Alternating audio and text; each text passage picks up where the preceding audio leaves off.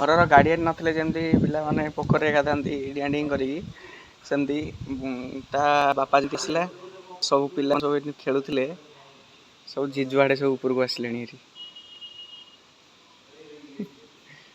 ଆଉ ଗୋଟେ ହେଲେ ପାଣି ନାହାନ୍ତି, ସମସ୍ତଙ୍କର ଡର ଯାହାହେଲେ ବି ରହିବ ନା। ବାପା ମା ଯାହାହେଲେ ବି ପାଖରେ ରହିଲେ ପିଲାମାନେ ଦୁଷ୍ଟାମି କମ୍ କରନ୍ତି।